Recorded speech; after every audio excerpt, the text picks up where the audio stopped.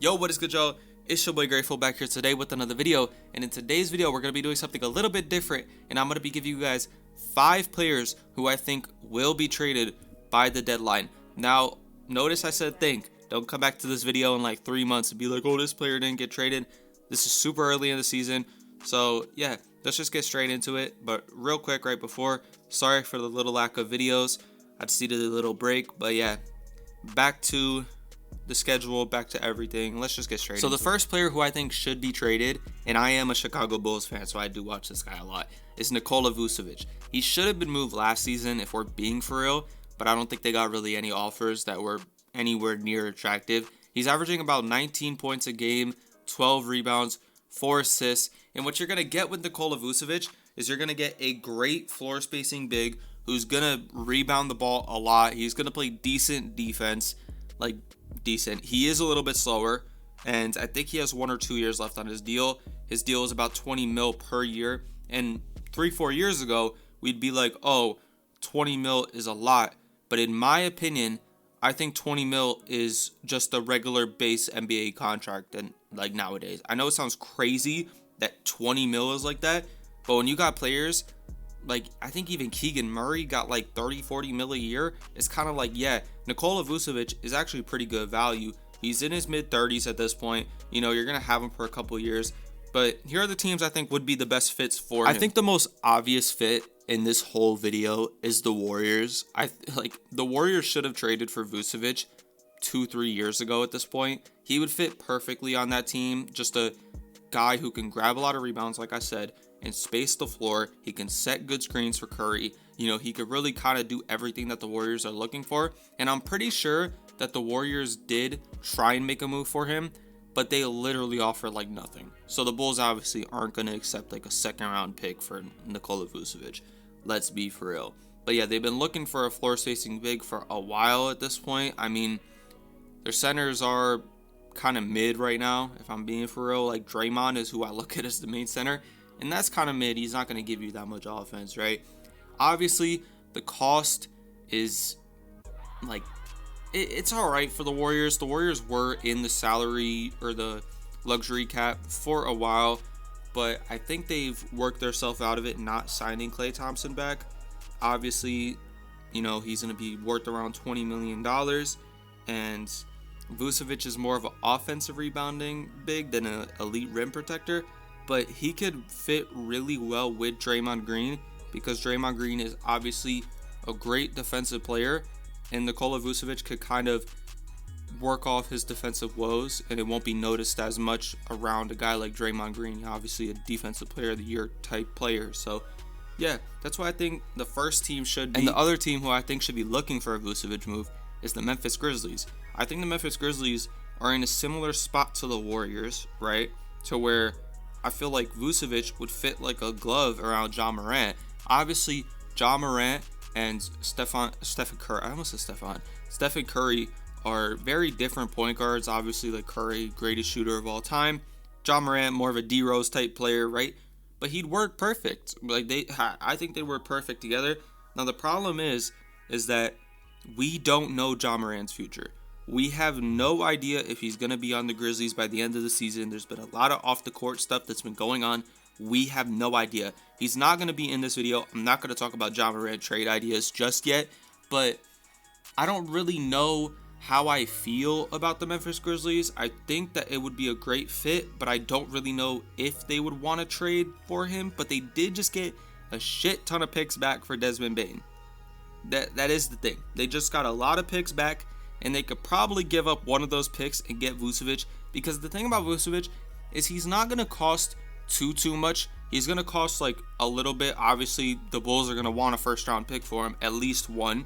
They're not going to want a lot for him because he's in his mid-30s, not on a long-term deal.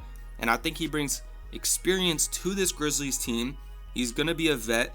He could work great alongside Jaren Jackson Jr., who's obviously defensive player of the year caliber player, and he could space the floor too. So you could really run a 5 out and just get Ja Morant unlimited dunks. But yeah, the age and contract obviously is concerns, but I feel like Memphis should definitely make this move. Honestly, I think it would work very, very well. So the second player that I want to go over in this video is Jrue Holiday. Now, I know Jrue Holiday just got traded from the Celtics to the Trailblazers in the summer. Do I think the Trailblazers are competitors? No. He's 35 years old. Obviously isn't on that long term of a deal. He's averaging about 18 points a game, 5 rebounds, and about 9 assists, shooting 48% from the field. He's obviously a competitor. He wants to win. Win now teams should 1000% be looking at him. I think there's two obvious options for him, and let's just get straight into it. I think the first option that would make sense is the Clippers. Now, the reason why I think the Clippers would make sense is the Clippers are in a win now mode, win now mindset type beat, right? They have James Harden, Kawhi Leonard, all these older guys, and it would kind of just make sense for them to get Jrue Holiday. He's an older guy, he has multiple years on his deal, but like the Clippers don't care. Steve Ballmer is like one of the richest owners in the NBA. He doesn't care. He wants to win now. It would make sense. I don't really know what they would give up for him. That's the problem. I don't really know. Maybe like a Norman Powell or something like that. I don't really know. The Blazers aren't going to want that much back for him. That's the thing, because obviously 35 years old on a long-term deal. They probably want to get off of that contract. Maybe get some draft capital. I don't really know what the trade would look like for him, but the Clippers make sense. I mean, people have been making fun of them for getting all these old players, and I mean, if they want to keep going in this win now mindset, it just kind of makes sense to get Holiday. The thing is that I don't really know how he would play against or play well with James Harden. Like, he would play well with James Harden. I'm talking about, like, I don't know if he would play point guard or shooting guard. I'd say probably point guard, but James Harden would probably play point guard on offense, and then Holiday, would guard whoever on defense, because Jrue Holiday is an elite defender. I think it would work well, to be honest. I think this would be a good trade for the Clippers, especially because I feel like they need more defense. Obviously, Harden is great on offense. He's really become like a pure point guard at this point, getting a lot of assists per game and kind of cutting back on the scoring a little bit. But yeah, his defense is not very good still. But I think Holiday would be a very good fit on this team. Now, the second team that I think makes the most sense, in my opinion, is the Dallas Mavericks. The Dallas Mavericks currently have D'Angelo Russell starting at point guard, and he's not playing too well, to be honest. And I feel like just getting into Jrue Holiday, especially with that core, with Kyrie's going to come back at some point. You got AD. Who knows with AD right now? He can't play 20 games straight, so who knows? You got Cooper Flag. You got a lot of role players on this team. I feel like if the Mavericks wanted to be in that win now mindset, they should try and get Jrue Holiday, especially if they have the money. Now, who knows if they have the money? Honestly, they have a lot of money tied up in Kyrie Irving, in Anthony Davis, in Daniel Gafford. A lot of these other guys have long-term contracts. And who would really know if the Mavericks would really want to make this trade? Because they did trade Luka Doncic to the Lakers for pretty much nothing. So I don't really know what the Mavericks are going to do at this point. I cannot believe.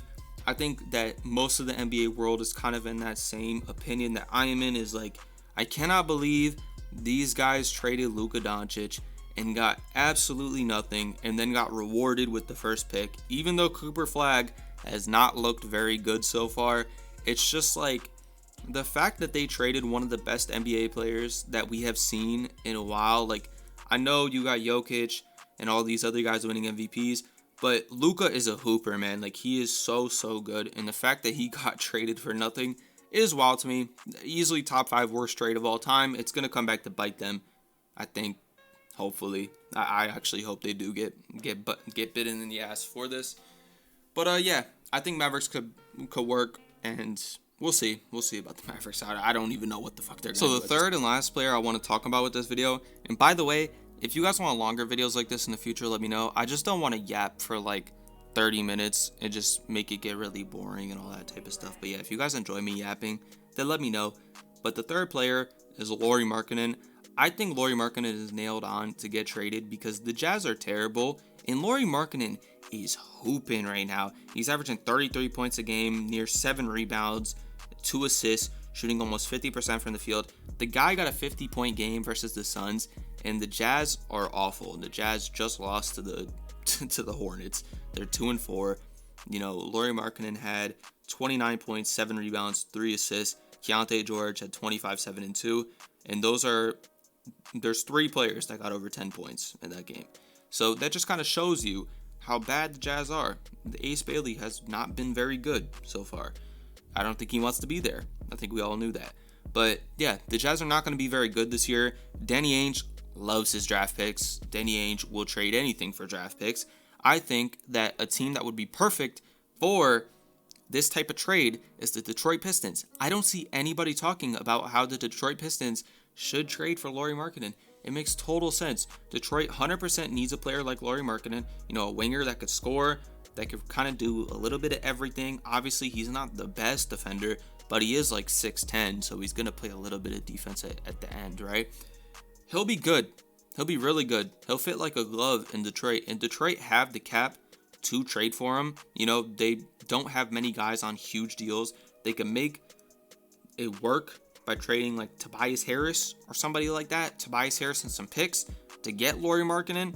I don't know how big Lauri Markkanen's market is, but I think he's going to prove himself this year. He started super hot, and I just think he'd feel like a glove on Detroit. Let's just be honest. The second team I could see trading for Lauri Markkanen, now this might kind of be a push, is the 76ers. Now, the reason why I'm saying the 76ers is because, first of all, they would definitely benefit from having Lauri Markkanen, right? Second of all, they could make the salary work, technically, by including Paul George. But if they did include Paul George, they would have to give up a lot of picks. Do I think this is going to happen? No. But it would be a really, really fun fit to see Lauri Markkanen alongside Tyrese Maxey, alongside VJ Edgecombe. Who knows with Embiid? Who knows? We have no idea with Embiid. We don't know if he's going to play 20 games or 25 games at this point. Like, his legs are cooked. Absolutely cooked. But yeah, Lauri Markkanen would be a super fun fit on this team. But since it's probably not going to happen, I'm going to go over another team who I think might. And that is, it was so nice, I had to say it twice, the Golden State Warriors. Another Golden State Warriors trade fit in this video. Yep, I had to say it. Now, the reason why I had to say it is because Lauri Markkanen has been linked with the Warriors like for multiple off seasons at this point. He would fit perfectly on the Warriors. He's a shooting big. He's a bigger guy, right? I don't know if they'd play him at center, but probably not. I don't know where the hell they'd play him. Probably at small forward alongside Draymond, probably at the power forward, to be honest. And Lauri Markkanen would fit perfectly on this team. He's shooting very well. He's a 7-footer, spot up. It'd be very complimentary to Steph Curry. With that offense, I just feel like he'd add size too. He'd add shooting. He'd add length. And Golden State could value this 100% and be like, all right, we're going to trade for this. Maybe in a perfect world for the Golden State Warriors, they could get Lauri Markkanen and Nikola Vucevic in one window, which would be crazy. Do I think that's going to happen? Probably not. I think they would probably get one of them. Obviously, Vucevic is going to cost way less than Lauri Markkanen. Lauri Markkanen is younger. He's better. He can extend his contracts probably soon. I don't think this year, but probably within the next couple years he can extend his contract. I think Lauri Markkanen would definitely cost more, actually, because Danny Ainge is the GM. Let's be for real. Lauri Markkanen would probably be 3 to 4 picks, unless if they're giving up younger players, which this would be the trade for Jonathan Kuminga. There's been a lot of rumors with Jonathan Kuminga over the offseason. Obviously, he didn't sign until, or he didn't sign an extension till later.